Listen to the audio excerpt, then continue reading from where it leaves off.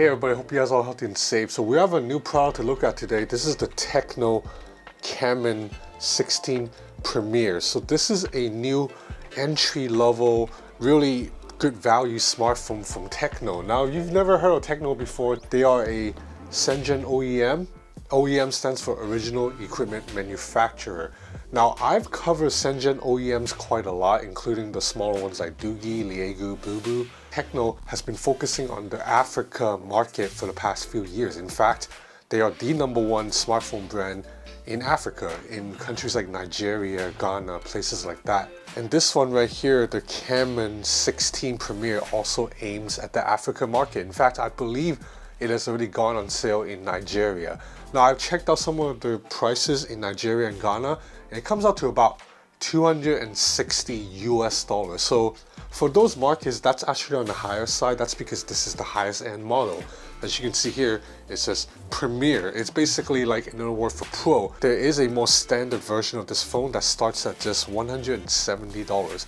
But you know what, for me, looking at it from a global perspective, maybe like a Westerner, first world Hong Kongers perspective, $260, $270 for this is a pretty good deal. There are a couple of major selling points that I quite like, and the software is really interesting in this phone. But before I continue, let's rewind back and take a look at the unboxing, because I think for an entry-level phone, the packaging is actually quite nice.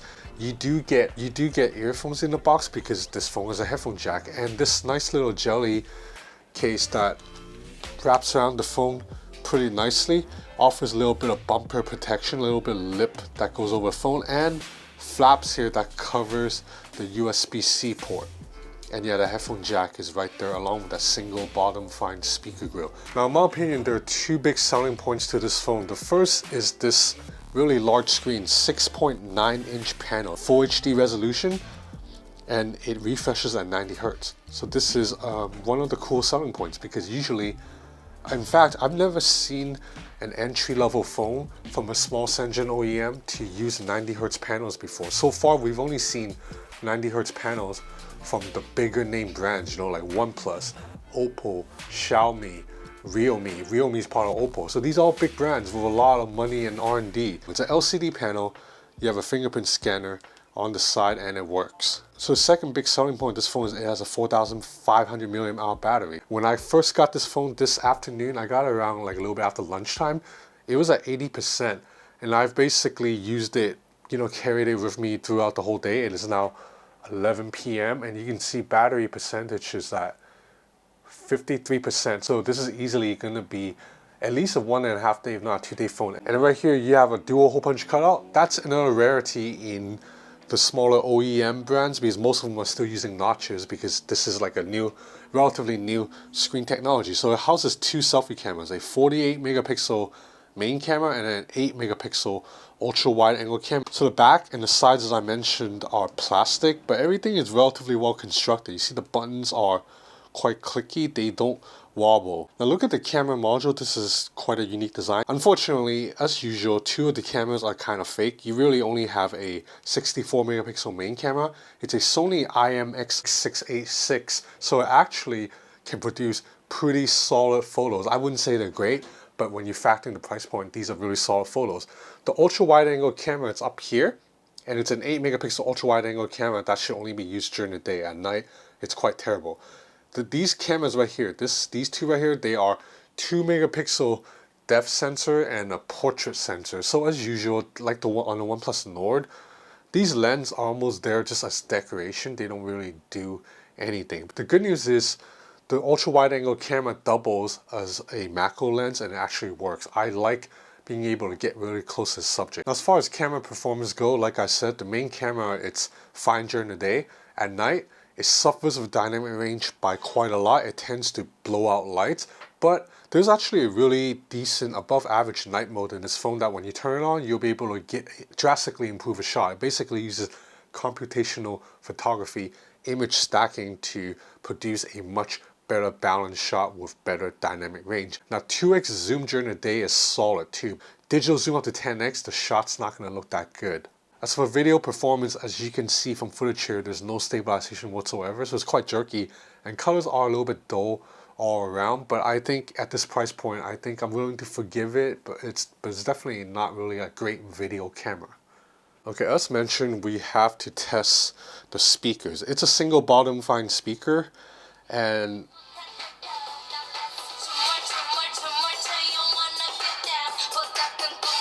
it gets pretty loud, but you can muffle it relatively easily. So just a single setup.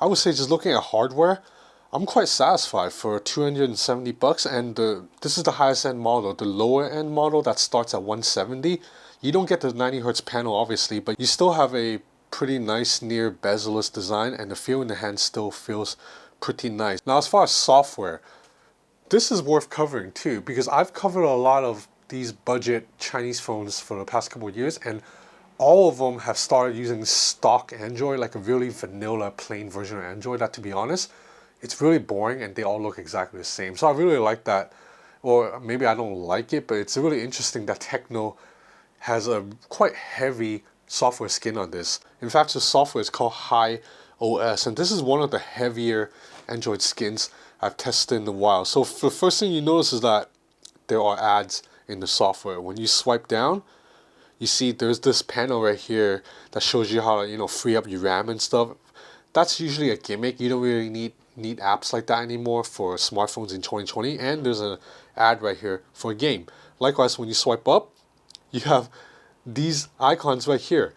These are technically instant apps, so that means you can tap into them to play a game immediately, but really they're an ad because they want you to play the game you like it and you install it down below. But you know what, I know it's easy for people to get really mad at ads, but I really think you have to look at it from the manufacturer's point of view. You're getting a 90 hertz panel, near all screen design, and really nice hardware. Like the main camera sensor is a Sony IMX, so it's a brand name sensor for 260 bucks. So you can tell that the profit margins in terms of hardware, it's really small. Like all the cost of components probably come close to maybe 200 bucks already. So Tecno maybe just pocketing like $40-50 for profit per phone, as opposed to an iPhone. You know, Apple sells this for $1,300, but really all the parts, everything add up to maybe like 500 bucks. So every time someone buys an iPhone, Apple pockets like $600. Whereas when you buy an entry-level Android phone, every time you buy one, the company is really pocketing just maybe 30-40 bucks. So they have to make the money back somehow, and that's why they have ads. Of course, if you see ads in a more expensive phone, like a $500 phone, then you have every right to be annoyed. But for a phone that's 260 bucks, I don't like it, but I'm not mad, basically. Now back to this software, it is quite heavy and different. So for example, when you swipe from the sides, you get this little shortcut menu here that allows you to immediately jump into an app. Not just an app, but also a specific shortcut. Like you can jump straight into scanning a QR code, or jump straight into taking a selfie. And then also, this is the first time I've seen anything like this. When you go into settings, and you go all the way down here, you'll see this part called Social Turbo.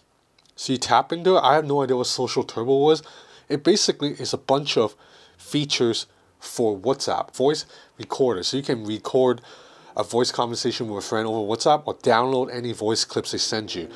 This one is particularly weird. It's video beauty mode. So basically what it does is it shows a little pop-up bubble over your WhatsApp video calls, and you can turn on beauty mode right there. It works only slightly, but you can see that it does smooth out my skin a little bit because I don't have perfect skin. I have some acne scars. Likewise with the sticker maker, you can make your own stickers with whatever photos in your gallery and send them over WhatsApp directly. Now I'm pretty sure all these features can be done via a third-party app. There are probably a lot of apps on Google Play that allow you to hack WhatsApp like this, but I've never seen it built into a phone before. Now, some people are going to think this is really heavy-handed, but I think if you use WhatsApp all the time and you're just a casual smartphone user, this might be really fun to have. Like I can see, for example, if Apple puts these features into the iPhone for iMessage, I can see Apple users like loving it, like the ability to turn on all these things just from settings. Well, I haven't talked about performance yet. So this phone runs on a Helio G90T processor. So it's about on par with Qualcomm Snapdragon 720G, but to be honest, it's like not quite up there. But for the most part, it's not bad. I played a couple of games on this, everything ran perfectly fine. And if you care about benchmarks, this phone scored a 515 single core and a 1666 multi-core. These are respectable. I don't think, for the most part, 99% of apps from the Google Play Store will run fine on this. You're not going to see any stutter. So overall, I think there's a lot to like with the Tecno Camon 16 Premier. Now I do think, because this phone's price is 260 bucks, it's getting close to a point where you can get something a little bit better or more trustworthy from a big name brand. 270 is getting close to, something like a Poco where you can get for just a little bit more. I would recommend maybe getting the middle tier of this phone or the entry level tier at 170 bucks. That might be a better buy. But ultimately, I do respect Tecno for doing something a little bit different. I think this screen is really nice for a Shenzhen OEM screen. So anyway, that's about it for this hands-on of the Tecno Camon 16 Premier. I have a lot more content coming up, including on the Realme 7 Pro, the Poco X3 NFC, and I have a couple of Honor devices that I can't talk about yet, but I'm testing them right now, so expect a lot of videos coming up. And the review of the Samsung Galaxy Fold 2 is coming too, so if you're interested, please subscribe to my channel or follow me on Instagram at Ben's Gadget Review. So that's it for now. Thanks for watching. Stay healthy.